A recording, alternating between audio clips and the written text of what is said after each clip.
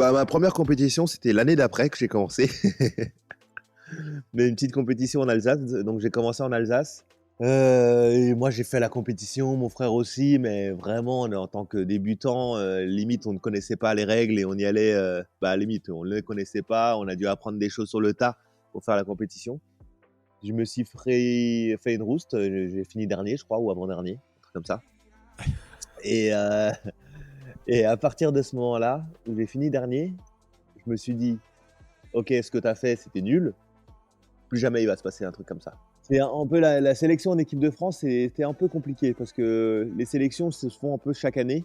L'accès en équipe à cette époque-là, pour entrer en équipe de France, c'était très compliqué parce qu'il fallait vraiment être dedans déjà, ou avoir un niveau vraiment hors norme par rapport aux autres, ou être déjà dans ce moule de grimpeur de haut niveau. L'entraîneur là, qui m'a fait rentrer dedans, qui s'occupait de moi, il s'est occupé de moi pendant 2 ans. Et après, j'ai repris mon entraînement en main.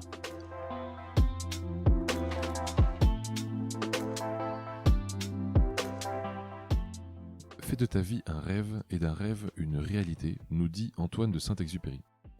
Bonjour à tous, je suis Pierre-Arnaud d'Estremaux, voyageur et aventurier à mes heures perdues.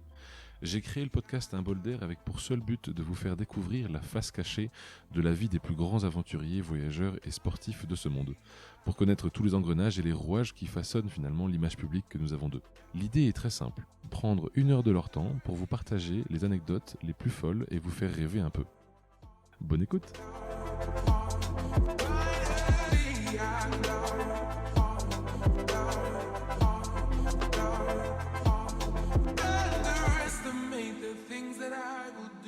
Bonjour à tous, aujourd'hui j'accueille Michael Mawem. Bonjour Michael. Salut. Merci de prendre ce temps Michael entre tes entraînements d'escalade. Est-ce que tu pourrais, pour ceux qui ne te connaissent pas, te présenter s'il te plaît? Ouais, bien sûr. Bien sûr, du coup, comme tu l'as dit, je m'appelle Maoué Mickaël, j'ai 29 ans, bientôt 30. Ma spécialité, c'est l'escalade. Donc, je suis en équipe de France d'escalade ça fait depuis 2014, 13, ouais, depuis 2014. Voilà, ça fait un petit moment déjà. Ouais. Et, là, actuellement, je fais partie des 2 sélectionnés français aux Jeux Olympiques. Hommes en tout cas, avec mon frère aussi. Donc on est les frangins qui vont aux Jeux Olympiques. Et voilà, c'est un bon résumé parce que clairement dans ma vie, je fais pas grand-chose d'autre à part de l'entraînement, de l'escalade et des compétitions. Voilà. Comment ça commence du coup l'escalade pour vous? Ça a commencé par hasard, vraiment par hasard. L'escalade, mon frère, il a commencé une année avant moi, il est plus grand, il a 6 ans de plus que moi. Et il a commencé une année avant moi, donc si je dis pas de bêtises, en 2002, voilà, il a commencé. En 2002, non, en 2001. Et du coup, il a essayé l'escalade par hasard. Je crois que c'est l'UNSS, ouais. C'est l'UNSS qui lui a fait découvrir. Un ami qui lui a dit pourquoi pas, viens, on va essayer à l'UNSS. Et il a essayé, c'est comme ça. Sachant que de base, il était déjà très sportif. Moi aussi, on a toujours fait pas mal de sport, de l'athlé, de la gym, du foot. De la musique, on a fait aussi. Voilà, on a fait pas mal de choses. Enfant, on adorait bouger, faire des choses. Et lui, quand il a découvert l'escalade, via le biais de l'UNSS, il a vraiment accroché, ça l'a plu. Et derrière, il en a fait une année. Et après, il m'a amené essayer l'escalade. Et moi, en tant que petit frère, vous imaginez qu'à cette époque-là, j'avais 11 ans et lui, il en avait 16, il allait sur ses 17. Faire quelque chose avec son grand frère presque adulte, c'était vraiment cool. Donc, je suis allé, bien sûr, hein, je suis allé essayer l'escalade. Mais ça m'a vraiment plu aussi. J'ai été vraiment. Le fait qu'il y a mon frère, c'est ce qui était top, c'est que il y a eu, j'ai toujours voulu montrer à mon frère que ce que je faisais, je le faisais bien. Je suis arrivé, je faisais quelque chose avec mon frère. En plus, je me sentais très bien. Je pouvais lui montrer que je me débrouillais dans quelque chose. Et du coup, j'ai pas arrêté en fait depuis. Et petit à petit, on s'est ensemble motivés à continuer et à aller chercher bon, aller chercher à être là, ouais, où on en est aujourd'hui, quoi. Ça commence quand les compétitions pour toi? Du coup, c'est quand les premières compètes? Bah, ma première compétition, c'était l'année d'après que j'ai commencé.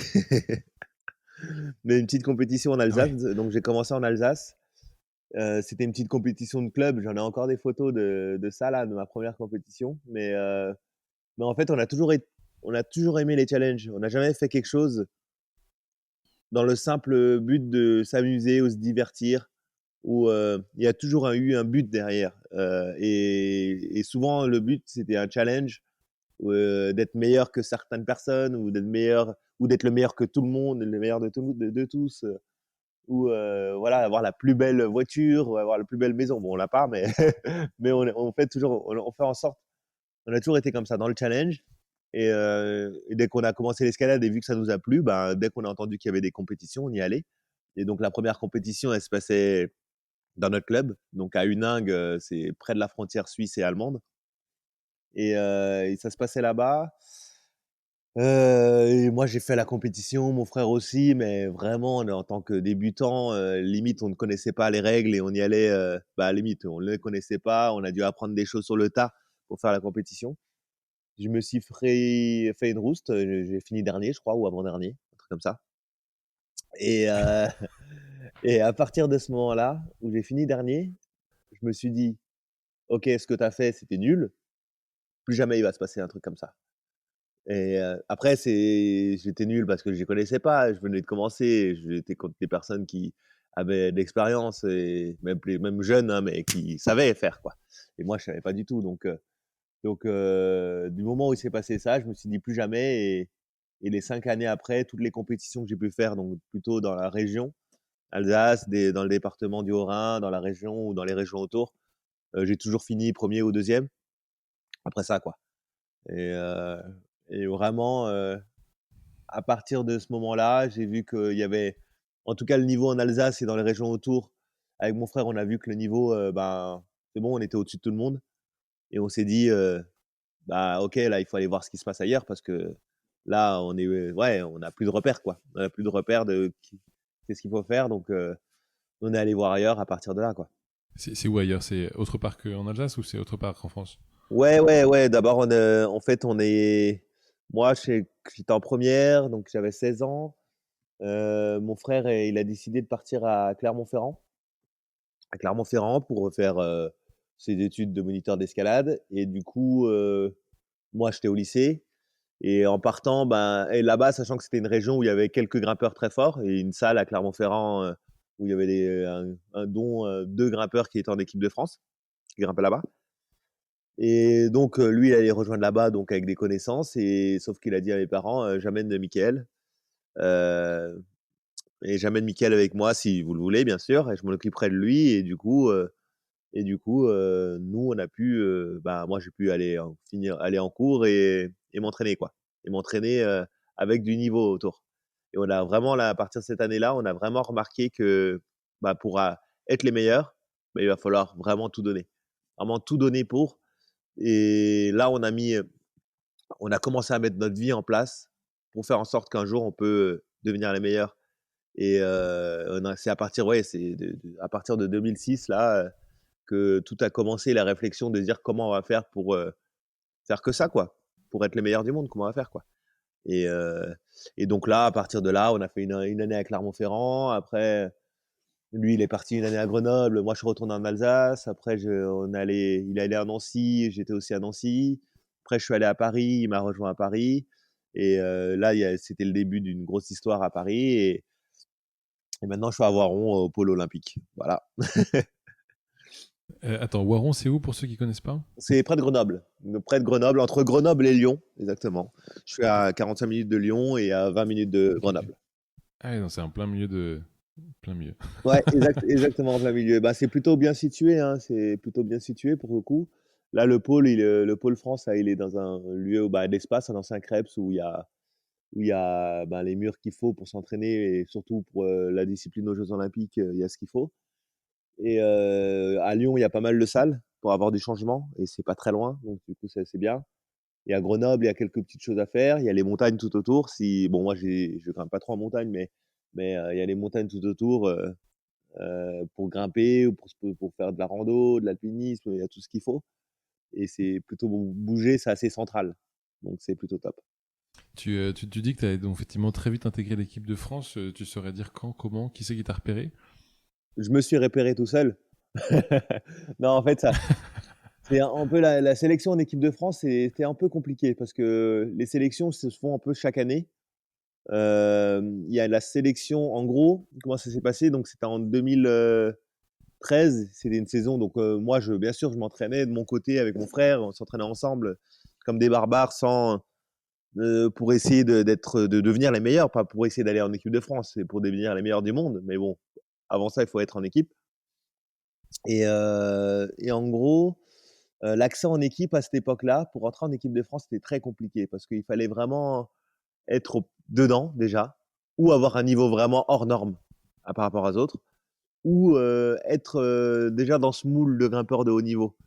Et parce que c'était les sélections, c'est les entraîneurs les entraîneurs nationaux qui faisaient les sélections.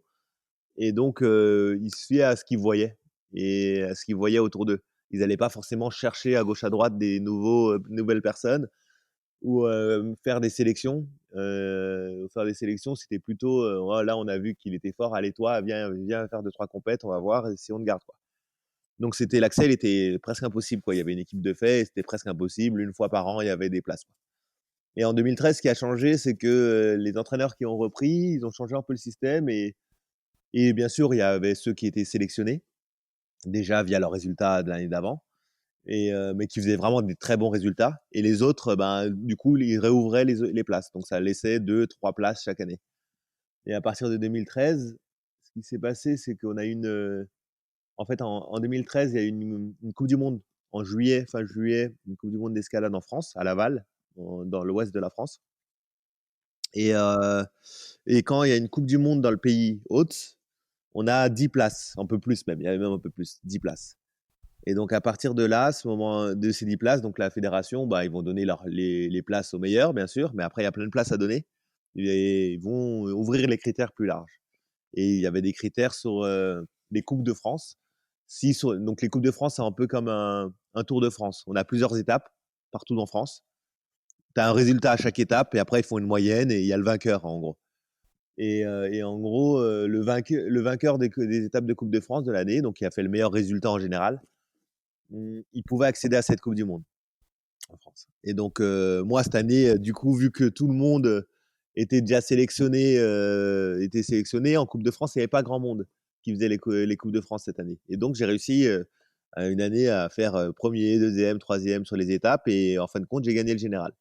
Et donc, j'ai pu accéder à cette étape de Coupe du Monde sans jamais avoir été préparé pour physiquement comme mentalement ou autre, ouais. Voilà, donc trop content, hop, je vais rentrer en équipe de France pour une compétition. Oups, je vais rentrer en équipe de France pour une compétition, mais bon, trop content, quoi. Donc j'y vais et je fais une demi-finale.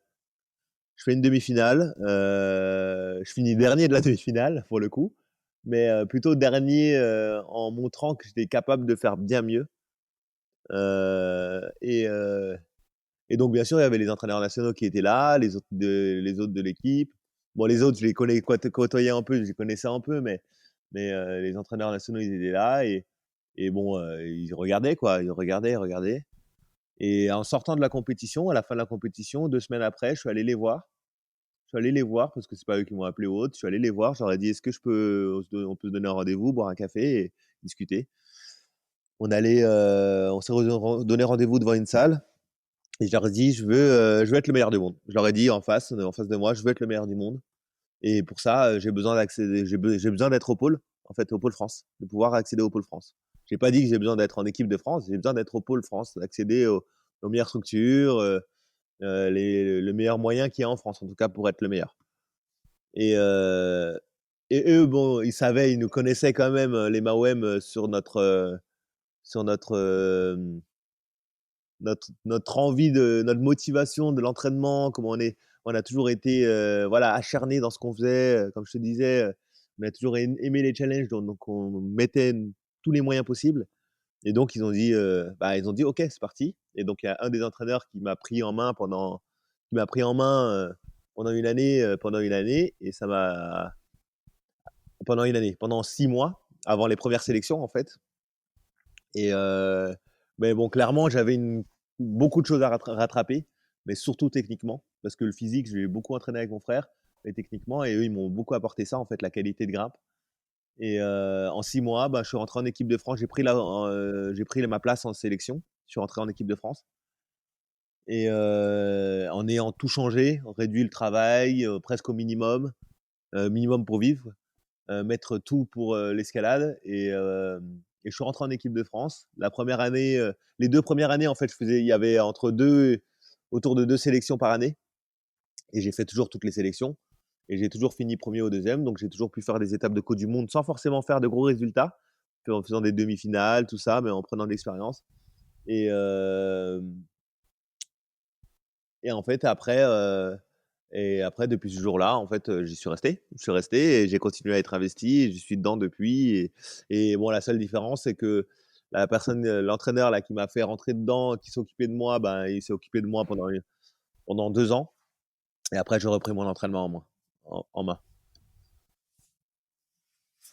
Et ton frère dans l'histoire, il t'a suivi? Comment est-ce qu'il a... Parce que finalement, vous avez quand même un niveau quand même assez similaire. Comment il a fait? Est-ce qu'il c'est toi Ouais. qui l'as rattrapé, lui qui t'a rattrapé? Non, non, non, lui, il était en fait un peu avant. Lui, en fait, de base, la discipline que je fais actuellement, euh, c'est la discipline qu'il faisait et il essayait de rentrer. Moi, si tu disais, c'était en 2013, mais lui, c'était un peu avant où il a essayé. Il était toujours un peu plus fort que moi. Il a toujours été plus fort que moi dans la discipline qu'on faisait. Et, euh, et sauf que lui, il était vraiment dans cette époque-là pour entrer en équipe de France, c'était difficile, quoi. Et donc, lui, il a eu un changement en fait en 2000. Ouais, c'était en 2012 plutôt. Ouais. En 2012, on lui a proposé, un peu avant 2012, on avait des compétences physiques quand même assez différentes des autres. C'est qu'on avait beaucoup bossé le physique, l'explosivité, la vitesse. Et la fédération voulait se rentrer parce qu'il y a 3 disciplines, voulait se rentrer dans la vitesse, mettre des athlètes en vitesse, il y en avait très peu. Et ils ont proposé à Bassa, où ils ont remarqué qu'il avait les compétences physiques, et les aptitudes en tout cas pour performer, et ils lui ont proposé de faire cette discipline. Et donc il a accepté. Comme un nouveau challenge, il a accepté. En plus, il avait pas mal de soucis au doigt, tout ça, qui pouvaient l'empêcher de progresser. Et c'était la bonne discipline. Et donc, à ce moment-là, il a changé de discipline. Et il a changé de discipline au moment où moi, je le rattrapais, en gros. En gros, où je le rattrapais un peu à son niveau. Et, euh, et donc voilà, on s'est jamais, en fait, on s'est beaucoup entraîné ensemble. Mais après, dès qu'on a commencé notre carrière en équipe, il a commencé un peu avant, mais en vitesse. Et moi, je l'ai commencé un peu après, mais en bloc. Voilà. Et ce qui nous a réunis, c'est les dernières années avec les Jeux Olympiques, parce qu'il y a une nouvelle discipline, c'est un genre de triathlon. Ok. Tu nous referais peut-être une petite parenthèse rapide sur les épreuves pour ceux qui ne connaissent pas. Tu pourrais nous Bien réexpliquer sûr, comment elles fonctionnent? bien sûr, bien sûr. Il y a donc la première des disciplines, en tout cas en Europe de l'Est, ça va être la difficulté, on l'appelle. Donc c'est la voie avec une corde. Donc c'est toujours sur des murs artificiels, hein, sur des voies qui vont monter donc en compétition de 15 à 20 mètres de haut, qui vont plutôt être très très penchées, très penchées. Et l'objectif, c'est qu'on a une voie, donc une route, un tracé, on peut appeler ça aussi. Euh, et le but, c'est d'aller le plus haut possible. Voilà. Ça va être une difficulté. Ils vont faire en sorte, les personnes qui créent ce tracé-là, ils vont faire en sorte que le chemin soit difficile, très difficile au niveau techniquement, mais physiquement aussi. Et l'athlète, il doit arriver sur la dernière prise pour valider la voie. Ou arriver le plus haut. Voilà, c'est comme ça voilà, qui mettent les résultats en place. Après, donc ça, c'est la discipline. Après, il y a le bloc. Le bloc, c'est exactement la même chose, sauf que ça va pas être sur 15-20 mètres, ça va être plutôt, et on sera pas encordé, il y aura pas de baudrier, pas de corde, rien. On va être sur 5 mètres de haut maximum. Il y aura des tapis en dessous. Donc, il y aura des tapis en dessous. Et donc, le but, c'est à peu près pareil. Il y a un parcours. Il y a les prises de départ et les prises de fin. Et il faut faire en sorte d'arriver à la prise de fin. Et bon, là, sauf que si on tombe sur les tapis. Bon, ça, il faut faire attention de ne pas trop mal tomber parce que ça fait quand même bien mal. Et, et le but, voilà, c'est de les réussir. Et la personne qui le met en place, c'est un peu la même recherche. Il va chercher la complexité, tout dans la force et la puissance. Et, euh, et après, il y a la vitesse, où ça va être très simple. C'est un mur officiel.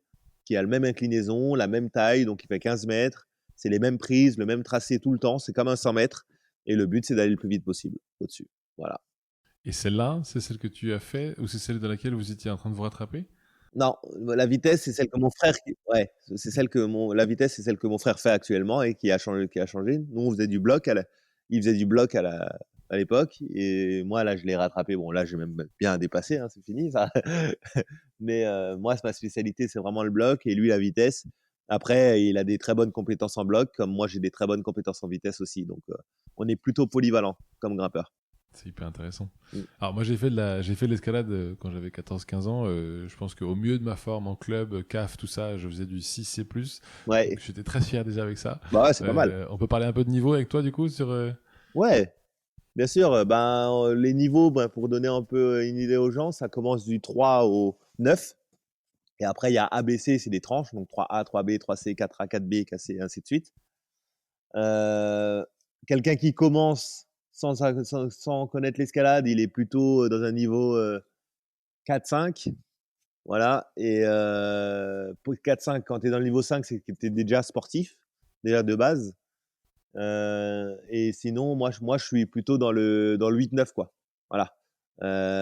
Plutôt vers la fin, vers les derniers niveaux. Après, les niveaux, c'est après très subjectif dans la compétition. Parce que ils sont toujours à la recherche de nouveautés dans l'artificiel, dans tout ce qui est mur artificiel, de nouveautés, de mouvements inédits, de prises différentes, spéciales, spécifiques. Et c'est pas des choses qu'on retrouve dans la nature, qu'on peut retrouver. Il y a 15 ans, quand tu allais en compétition, le genre de mouvement, le genre de prise, ça pouvait ressembler à ce qu'on retrouve en nature, dans Falaise, mais plus maintenant, parce que maintenant, ils essayent vraiment de chercher une complexité. Et ça un peu, je pourrais imaginer, c'est comme une piste de BMX, quoi. Je pense qu'il y a 30 ans, la piste de BMX, elle était, c'était des petites bosses et c'était droit et ils abusaient pas, quoi. Maintenant, ils mettent des murs, ils mettent des barres pour glisser, ils font des triples sauts, ils font plein de trucs parce que ils essayent de repousser un peu les limites et c'est ce qui se passe maintenant. Donc la difficulté va être plutôt d'être très fort, très rapidement. Et c'est ça. Donc, on va plus parler de l'efficacité. C'est-à-dire qu'on va te donner un problème qui n'est pas forcément extrême, mais qui va être dur, mais pas extrême. Mais il faut que tu arrives à le réaliser au premier essai ou en 5 minutes et le plus rapidement possible. Et c'est ça la difficulté de la compétition. T'as déjà fait face à des niveaux quand tu te déplaces peut-être sur des compétitions internationales où on t'annonçait un 8A et en fait c'était un 8C ou tu vois, il y a une différence énorme là-dessus ou pas? Ouais, après, on n'essaye pas de savoir parce qu'on sait que ça va être extrême. Le but, c'est que ça départage les plus forts comme les plus faibles et donc ça va être extrême et on a un niveau au niveau on est tous à un niveau extrême. On est un peu tous à un très, très gros niveau. Quand on fait des compètes, des coupes du monde ou des étapes internationales, la plupart, ils ont déjà un niveau de base, énorme et il faut pas se poser la question parce qu'en fait, la personne moi, je vais te dire que c'est un 8A, mais en fait, j'ai pas les mêmes aptitudes que l'autre personne qui est à côté de moi. Lui, il va te dire que c'est un 8A aussi, mais bien plus dur que l'autre parce que il préfère les petites prises et moi, je préfère les moves physiques. Et c'est une voie plutôt physique ou c'est un bloc plutôt physique. Donc, ça va dépendre des aptitudes de chacun. Et ouais, du coup, on se parle pas trop de la difficulté, hein. On veut être premier et on fait en sorte d'arriver tout en haut et de tout réussir, quoi. On est capable de tout faire, en tout cas. Tu disais qu'effectivement les sélections du coup pour les Jeux Olympiques avaient été faites. Alors malheureusement les JO sont décalés d'un an. Est-ce que avec le temps de confinement, selon toi, c'est un soulagement d'avoir plus de temps pour t'entraîner ou au contraire plutôt une déception de dire que c'est dans un an? Heu, Plutôt, moi, c'est plutôt un soulagement, hein, parce que ça met une équité avec tous les sportifs. Parce que tout le monde n'a pas pu s'entraîner pareil, en pareil, en tout cas dans les mêmes conditions, heu, pendant cette période-là du confinement. Parce que tout le monde n'était pas confiné, en même temps. Voilà, il y en a, ils ont été confinés une semaine, d'autres 2 semaines, d'autres un mois et demi, d'autres le sont encore. Voilà, donc c'est tant mieux pour les athlètes et tant mieux pour la compétition sportive parce que le but d'une compétition, c'est de voir tout le monde, à son niveau, quoi, à son niveau max. Et moi, le fait que moi et mon frangin, en tout cas, le fait que ça soit décalé, on était plutôt contents parce que ça nous laisse du temps en plus pour s'entraîner, en fait. Et de s'entraîner, d'aller peaufiner certains détails qu'on n'a pas vraiment eu le temps de faire ou qu'on a laissé de côté. Et il faut juste avoir la motivation de s'entraîner encore une année autant. Mais ça, on l'a donc tant mieux. Tant mieux pour nous, tant mieux pour d'autres et tant pis pour certains. Est-ce que peut-être, petite parenthèse sur la compétition aujourd'hui, c'est qui les plus gros concurrents que vous avez en face de vous? C'est des Français ou c'est des gens étrangers? Comment ça se passe? En général, là, clairement, c'est les Japonais. Les plus gros concurrents, c'est les Japonais, chez les gars comme chez les filles. Après, dans chaque pays, on a des personnes très fortes. Après, on va dire les Japonais, ils ont une grosse population de personnes fortes. Ils n'en ont pas que un ou deux, ils en ont plein. Nous, en tant que Français, on est quand même une bonne population avec des grimpeurs forts. Et après, il y a plein de nations comme la Slovénie, la République tchèque, l'Allemagne, l'Espagne, qui ont un ou deux grimpeurs grand maximum. Voilà. Et la plupart du temps, c'est un qui est vraiment à haut niveau. Donc, on va dire, ouais, le pire, c'est les Japonais. Mais bon, franchement, après, quand on se retrouve tous ensemble, chacun se bat contre soi-même et on se bat pas contre les autres, hein. On se bat pour être le meilleur de soi-même et c'est ça qui est le plus dur. Tu disais qu'à l'époque c'était difficile de rentrer en équipe de France. Est-ce qu'aujourd'hui, maintenant que tu y es depuis quelques années, tu es content que ce soit difficile, qu'il n'y ait pas de nouveaux qui viennent te remplacer? Non, mais parce qu'ils viennent pas me remplacer parce qu'ils passent pas forcément devant. Ils passent pas forcément devant, donc je vais faire, ouais, j'ai envie de dire, il y a plein de jeunes qui ont un gros potentiel, mais qui l'utilisent pas très bien, ou ils arrivent en fac à 18 ans et ils découvrent le monde de la fête et ça part un peu, en fiesta et du coup niveau progression c'est limite. Donc non, non, le système là il est plutôt ouvert. Chaque année, je dois faire mes preuves et je les fais et voilà. Donc c'est pour ça que je suis en équipe.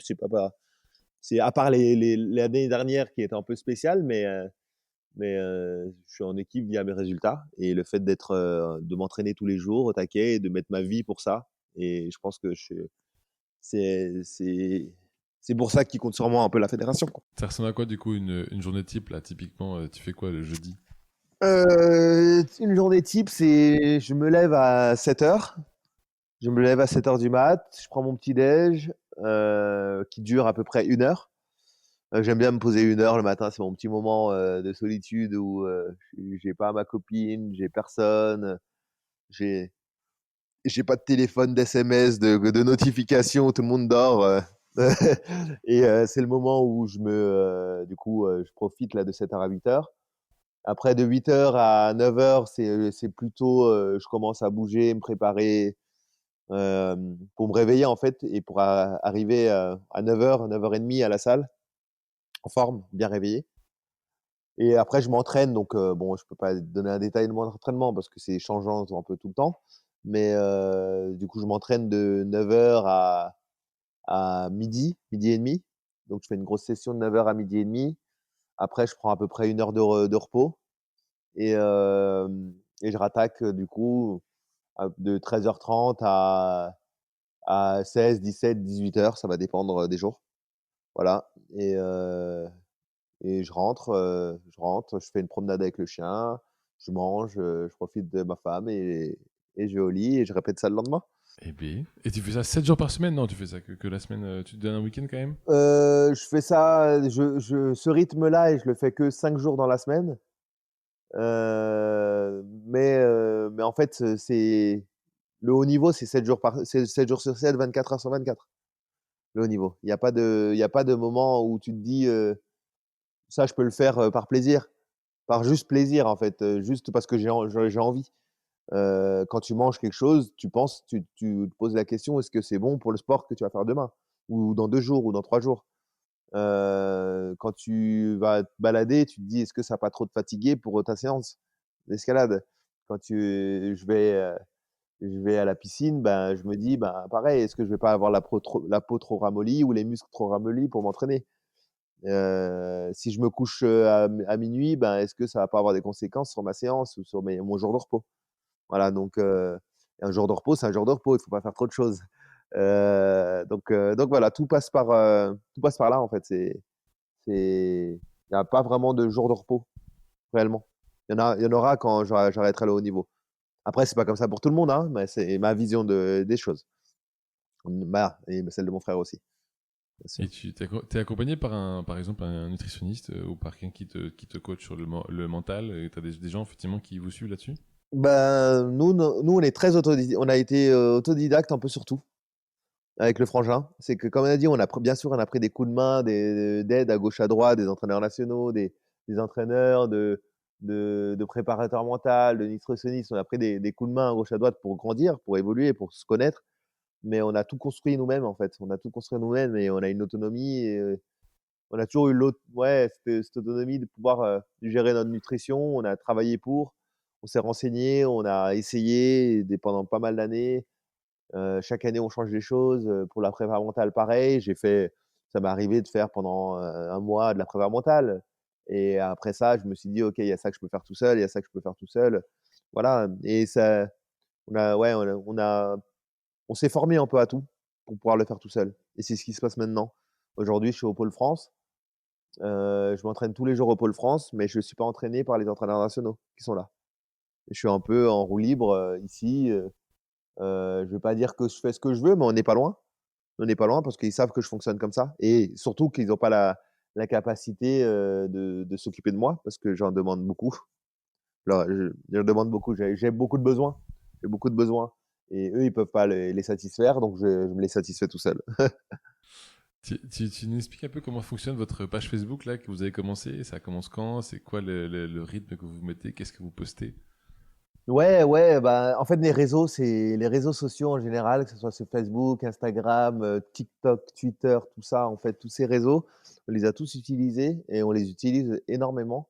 Déjà ça a commencé en tant que simple loisir, pour s'amuser un peu, montrer un peu aux gens, ce qu'on fait parce que c'est joli à voir et c'est impressionnant et ça mérite de montrer ça aux gens et après ça a été un énorme besoin pour avoir des sponsors. Parce que des marques qui nous suivent, qui nous représentent, représenter des marques, ben, c'est où tu es le meilleur du monde et que tu as rien besoin de faire et les gens viennent vers toi, ou il faut une image. Et nous, on a décidé de mettre l'image en avant, notre image, nos valeurs, notre vie en avant, notre côté énergétique pour leur montrer tout ça, faire connaître notre sport et pour pouvoir essayer d'en vivre en fait et que ça devienne, qu'à un moment, on se dit, bah, le boulot, c'est optionnel, quoi. Le boulot, quand je parle du boulot, je parle du boulot bureau, du boulot chantier ou du boulot où tu n'as pas un mur d'escalade devant toi, quoi. Et, et du coup, pour éviter ça, bah, on a bossé beaucoup sur les réseaux. C'est ce qui nous a permis d'avoir des sponsors, qui nous soutiennent. Donc au début, c'était très peu, hein, ils nous soutenaient au niveau matériel, mais bon, une paire de chaussons, ça coûte 120, 130 euros. Et tu en as besoin à mon niveau, tu en as besoin d'une par mois, quoi. Une tous les mois et demi, quoi. Donc, il y a le prix du matos, les déplacements, tout ça. Donc, ça a pris pas mal de choses en place. Ça a pris pas mal de choses. Et on a continué à les faire évoluer parce qu'en fait, c'est ce qui nous fait vivre maintenant. En fait, ce qui nous fait vivre actuellement, moi, je ne travaille pas grâce à ça, grâce au réseau, grâce à notre image. Après, c'est du boulot, on l'a construit, mais on continue à le construire. Derrière ça, on partage à fond nos valeurs sur nos réseaux et on essaie de donner un maximum de motivation, à montrer aux gens que on n'a pas besoin de grand-chose pour y arriver parce que on peut se construire nous-mêmes et c'est ce qu'on essaie d'amener aux gens. Ce côté où c'est pas facile de réussir. Il faut se donner les moyens, il faut bosser et même si on n'a pas été à l'école, même si on travaille pas dans un bureau, ce qu'on fait à l'entraînement, on est payé pour faire du sport, mais on bosse. On bosse et on bosse, toute l'année. On bosse pas, on n'a pas 5 semaines de vacances. On en a une de vacances et on bosse toute l'année et on essaie de mettre ça en place, faire découvrir notre sport, donner de la motivation, bien sûr représenter toutes les personnes qui nous aident Et c'est un tout maintenant, en fait, c'est un tout. Et c'est même plus une question de choix, on le fait parce que là, aujourd'hui, nos sponsors nous donnent assez pour qu'on puisse vivre. Voilà, on flambe pas, on vit simplement. Mais il y a beaucoup de gens qui nous suivent et ça leur donne de la motivation pour s'entraîner, à garder la forme ou à aller au boulot et être au taquet parce qu'ils sont surmotivés. Et on continue à le faire pour ça, hein, parce que ça fait rêver des gens et, et ça sert à ça les raisons. Hein, ça sert à ça les raisons. Justement, j'ai de plus en plus de personnes qui, dans mon réseau d'amis, et me disent je vais à l'escalade. Donc il y a de plus en plus de salles qui ont été créées, je trouve, dans les peut-être 5-6 dernières années. Ouais, Tu constates ça aussi? ouais, ouais, totalement. Bah, en fait, il y a beaucoup de salles de bloc qui ont poussé. Euh, Pourquoi? Ben, parce que c'est accessible. C'est accessible, vraiment un sport accessible à tout le monde. On a souvent l'image de l'escalade, c'est la falaise, des grandes voies très hautes, il faut connaître toutes les manips de cordes, être accompagné d'un guide de montagne, mais en fait, c'est plus ça. Oui, il y a ce côté-là, qui existe encore, bien sûr, où il y a besoin de beaucoup plus de connaissances, mais il y a le côté accessible de la structure artificielle où, tu viens et tu as besoin juste d'un jogging et tu chopes des prises et tu montes jusqu'en haut, quoi. On a réussi, grâce au bloc, à rendre l'accessibilité à l'escalade au grand public, comme aux enfants, aux petits, aux ados, aux adultes, aux grands, aux personnes fortes, aux âgés, aux personnes âgées, aux handicaps, à ceux qui ont des handicaps. Tout le monde peut en faire et les gens le remarquent petit à petit. C'est pour ça que ça grandit, en fait. Et que donc les salles ouvrent de plus en plus et que les gens investissent dans des salles pour en construire parce qu'ils ont vu que tout le monde peut en faire. Et maintenant, il faut juste continuer à en communiquer pour que ça grandisse et que vraiment plus personne se pose la question qu'est-ce que c'est l'escalade? Comme le foot, quoi. On se pose plus la question de comment ça marche le foot. Voilà, on sait comment ça fonctionne, quoi. Même si t'aimes pas le foot, tu sais comment ça fonctionne, quoi. Ouais, bien sûr. Petite parenthèse sur les sponsors rapidement. Là, en termes de matos, qu'est-ce que tu utilises comme matos, toi, aujourd'hui? Principalement, j'utilise des chaussons d'escalade, des paires différentes, souples, plus rigides, autres en fonction de ce que je fais. Donc du bloc, de la vitesse, la difficulté, déjà en fonction de la discipline, les chaussons sont un peu différents. Et en fonction du style, par exemple en bloc, du style du bloc ouvert, bah, le chausson utilisé va être différent. Donc il y a ça, la magnésie. La magnésie, c'est un des outils les plus importants. En fait, ça te limite la transpiration, au niveau des mains. Et c'est pas magique, ça dure, t'en mets et ça dure pendant 5 minutes, hein, ça dure plutôt pendant 2-3 mouvements, mais ça t'aide énormément. La magnésie et baudrier quand je fais de la difficulté, baudrier corde pour se tenir en sécurité. C'est le matos principal et réellement, il y a que ça. Voilà, il y a que ça, hein. Et après, le reste que j'utilise, c'est mon corps. Et c'est c'est mon corps et c'est plutôt matos-là qui est le plus compliqué, quoi, à gérer. T'as des marques en particulier que tu conseillerais à ceux qui nous écoutent? Bah, clairement, niveau chaussons, bon, moi, par exemple, j'utilise des Madrox, c'est une marque américaine spécialisée vraiment dans le matériel d'escalade. Il y a plein de grandes marques. Il y a plein de grandes marques et donc trois qui ressortent dans le marché, sur le marché. Et j'ai envie de dire, il n'y en a pas une meilleure que d'autres. Pour moi, il n'y en a pas une meilleure que d'autres. C'est le chausson qui va à ton pied. Il faut trouver le chausson qui va à ton pied. Et ça, c'est la grande difficulté. Moi, je les ai trouvés avec les Madrock. Mais avant ça, j'étais avec plein d'autres marques lesquelles j'ai pas trouvé. Et la question on me le pose souvent. Quelle chanson tu me conseilles? J'ai juste à conseiller aux gens euh, les différents modèles qui peuvent être bien, mais va au magasin, va les essayer. Et il y a pas de, voilà, il faut les mettre pour se dire ok, je suis bien. C'est comme mettre des chaussures de running.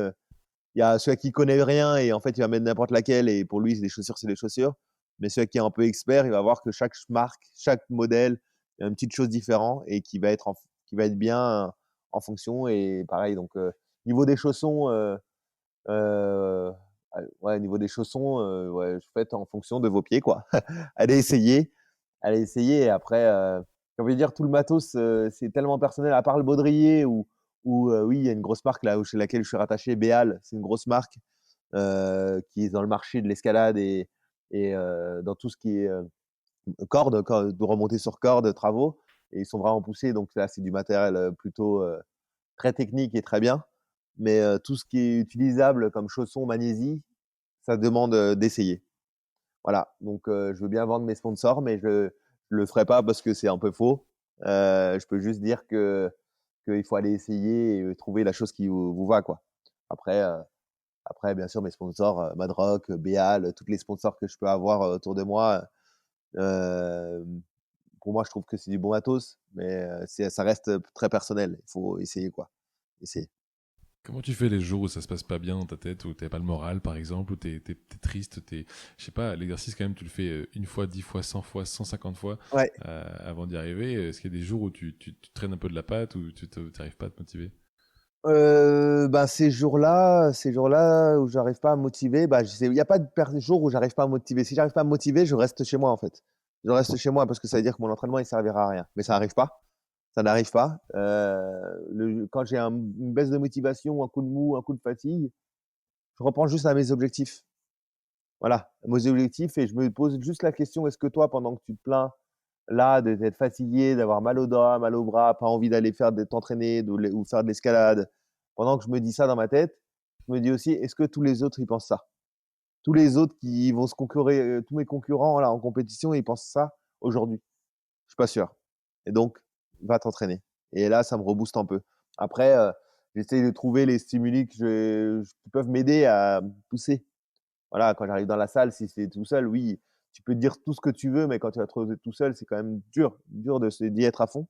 Donc, si tu profites d'être avec, tu faut essayer de faire en sorte d'aller à un endroit où il y a du monde, pour te motiver, parce que tu sais que tu vas être regardé, donc ça va te motiver à être un peu plus fort.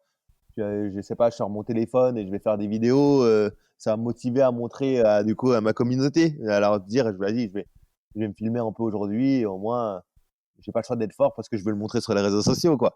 Et tu trouves un stimuli qui te permet de te pousser, quoi, de te pousser. Donc et là ça vient, ça vient. C'est ta première participation au JO là, l'année prochaine? Exactement. Et la première participation de l'escalade aux Jeux Olympiques aussi. Donc, oui, c'est une première. Ah ouais. On est les premiers qualifiés français. Ce sera une première aux Jeux Olympiques. C'est une première et ça va être magnifique. Tu les crains toujours les Japonais là ou pas? Ou est-ce que tu vises l'or quand même? Ah, bien sûr que je vise l'or. Si je vais à une compétition, c'est pour viser la première place. Donc, on n'est pas là. Et comme j'ai dit, ils ont une population énorme, mais pour l'instant, eux comme moi, on est qualifiés. Et voilà. Donc, on est qualifiés au même moment. Il n'y a que 20 places. Il y a que 20 personnes qualifiées aux Jeux Olympiques en escalade. Je fais partie de ces 20-là, et avec mon frère aussi. On a deux chances de gagner, vu qu'on est deux. Donc, non, non, il n'y a personne qui me fait peur. La seule chose où j'ai toujours peur et j'aurai toujours peur, c'est de ne pas être au meilleur de moi-même ce jour-là. Mais c'est ce que je travaille à l'entraînement, c'est d'être le plus en forme possible, quoi. Arriver dans mon pic de forme, être le plus en forme possible, physiquement comme mentalement. Tu fais les trois épreuves au JO ou pas? Ou Ouais, est-ce que tu fais qu'une seule des trois? les trois. En gros, aux Jeux Olympiques, ils ont donc les trois épreuves que j'ai définies un peu avant. Ils ont fait un petit mélange des trois. On peut comme un triathlon où on commence par, je sais pas, où on commence par une discipline, après il y a l'autre et ainsi de suite. Là, c'est un peu pareil. On commence par la difficulté. Dès qu'on a fini la difficulté, on passe. Non, on commence par la vitesse. Dès qu'on a fini la vitesse, on passe au bloc. Et dès qu'on a fini par le bloc, on passe par la difficulté. Voilà. Et en gros, ils font un enchaînement. Ils ont créé. Ça reste les disciplines intrinsèquement, ben, ça reste pareil, mais la gestion de l'effort, elle est un peu différente. Ok. T'as des gens en particulier que tu vas admirer, Mika? Est-ce qu'il y a des gens qui t'inspirent? À part ma famille, personne. Personne. Je me suis jamais inspiré de ma famille. J'ai d'autres personnes que ma famille, que ce soit mon frère, ma mère, mes sœurs. Pour moi, c'est la plus grande sous-inspiration, et dans le bon comme dans le mauvais, en fait. On voit, c'est les personnes avec qui on est le plus en contact. Les personnes qui font des choses bien autour de nous, on le remarque. Dans notre famille, on le remarque et ça nous impacte aussi. Quand ils font des choses mauvaises, ben, nous, ça nous dit, ben, il ne faut pas que je répète la même chose. Et c'est ce qui s'est passé. Je pense que c'est pour ça on réussit ou on a tous réussi dans notre famille, malgré qu'on part de zéro et vraiment de zéro. Et, et là, ouais, c'est parce qu'on s'est toujours fié à nous et pas aux autres, en fait, pas aux autres. Parce qu'on n'a pas le même vécu, pas la même chose et donc j'ai pas d'idole à part ma famille parce que c'est eux qui m'ont amené là aujourd'hui, hein. Eh beh, ah mais c'est beau, c'est bien. Oui, oui, bah, C'est on beau pense, sentir sa famille. après, nous, c'est l'histoire, elle était un peu plus compliquée que ça, voilà. On n'a pas eu les moyens que tout le monde, les mêmes moyens que tout le monde. Nos origines font que, bah, ma mère a été divorcée, mon père africain camerounais, c'était pas un très bon père et du coup, on a eu pas mal de choses mauvaises. On n'était pas ma mère, elle avait pas de quoi forcément nous faire vivre et du coup, elle a dû, toute sa vie, elle a dû se battre contre, la vie, en fait, pour nous et tout ça nous a forgés, ouais, nous a énormément forgés à être, responsables, à à s'entourer des personnes qui nous poussent vers le haut, à montrer, bah, à pas reproduire, ce que nos parents ont fait, à ce que à reproduire ça et plutôt, essayer d'être bien mieux et c'est ce qu'on a mis en place. C'est quoi ton rêve du coup, Mika, aujourd'hui? Mon rêve aujourd'hui, c'est de pouvoir, faire vivre toute ma famille très bientôt. Voilà, le plus tôt possible.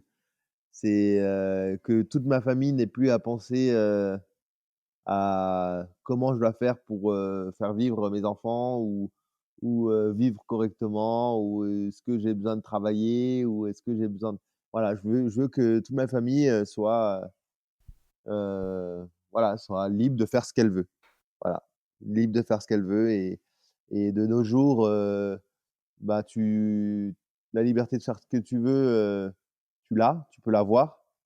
Mais la liberté de décider de si tu veux arrêter de travailler, si tu veux t'occuper de tes enfants, si tu veux voyager, si tu veux profiter de la vie différemment, comme presque comme très peu de monde peut le faire, ben, ça te demande de l'argent déjà et c'est pour ça qu'on bosse dur avec mon frère pour avoir un maximum d'argent, de construire un maximum, notre vie pour ouvrir, des salles d'escalade, ouvrir des choses à notre nom, des business à notre nom.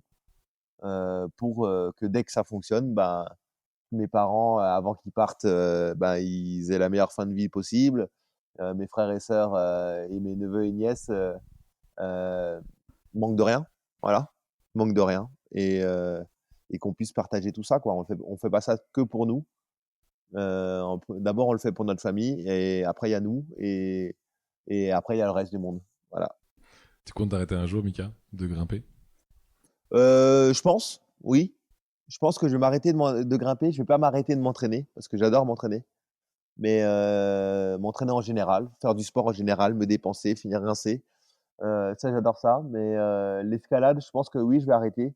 Mais je vais beaucoup travailler différemment. Voilà, moins dans l'entraînement, mais plus dans dans les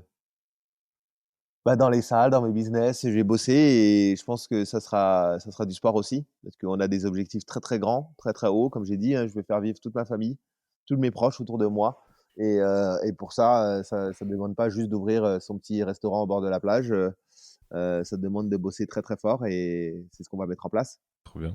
Mmh. Dis, sur une semaine type, pour revenir un peu sur la question, Ouais, toi tu fais quand même beaucoup d'heures d'escalade. ouais. Si tu devais te débarrasser d'un truc qui t'embête, t'enlèves quoi? Dormir, dormir. Voilà.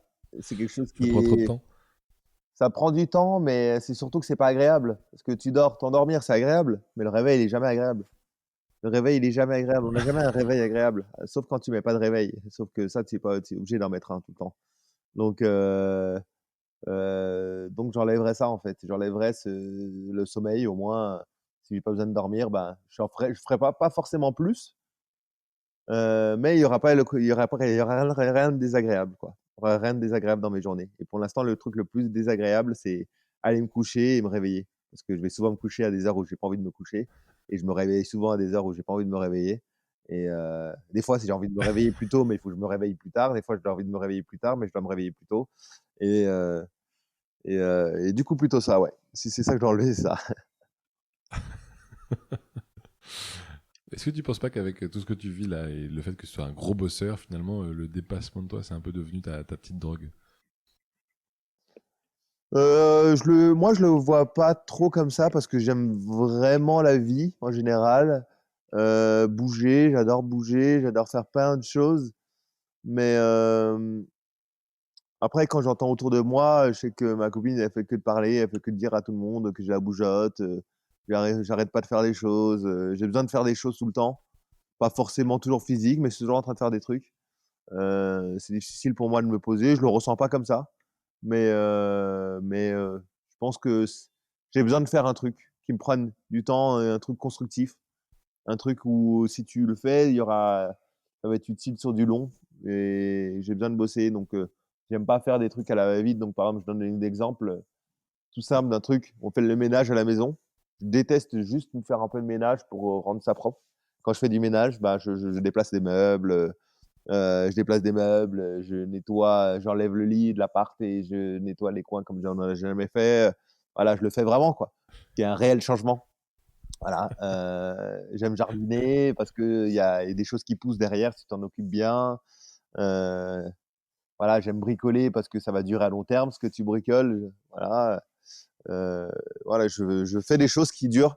Donc, on va dire que je suis plus accro, je sais pas comment on pourrait expliquer ça, mais à faire des choses, quoi. Voilà, à bouger tout le temps, à faire des choses.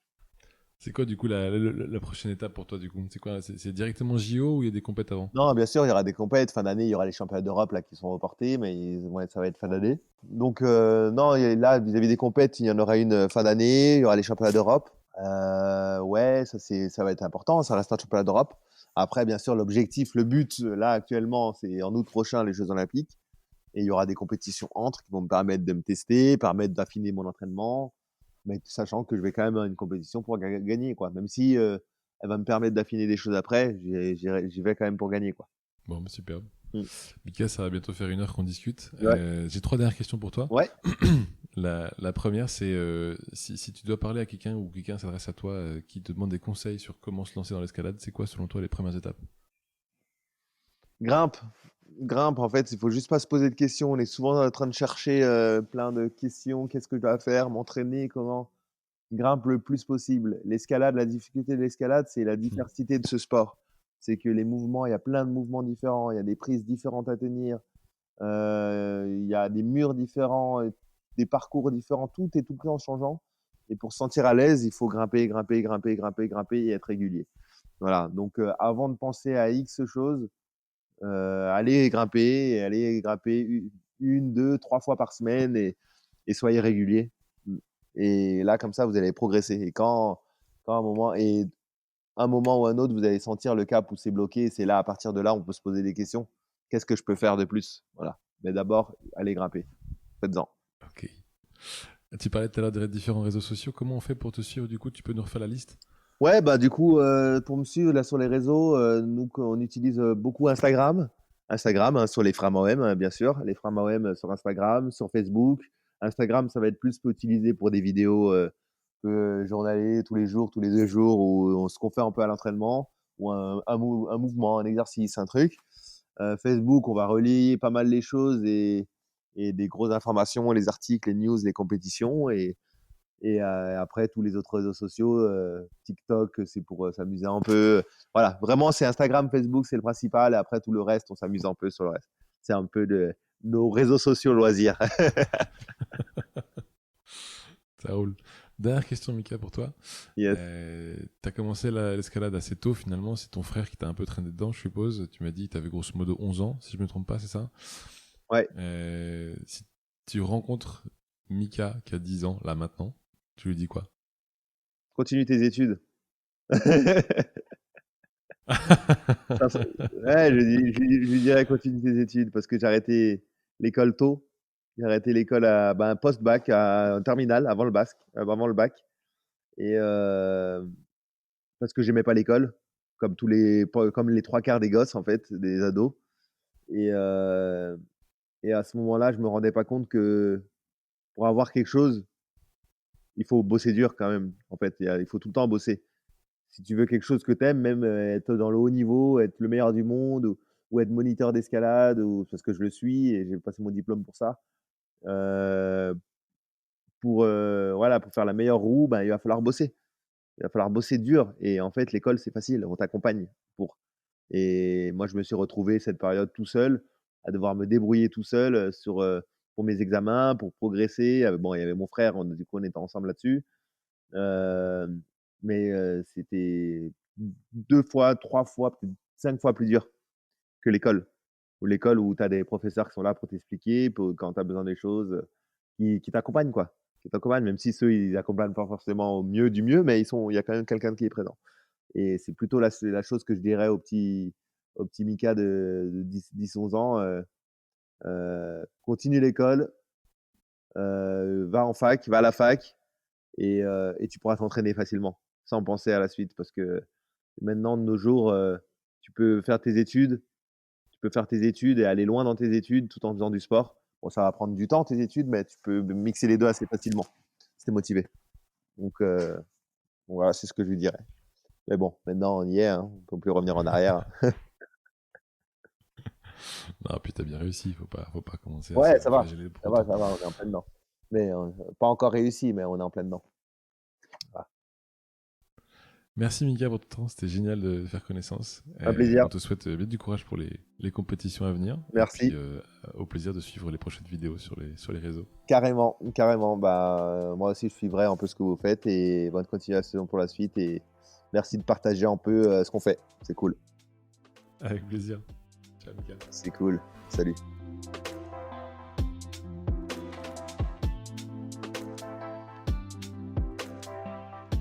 Si vous avez aimé ce podcast, n'hésitez pas à le partager à au moins 2 personnes pour le faire connaître encore plus. Et pour ne rien rater des prochains épisodes, pensez à vous abonner. À bientôt.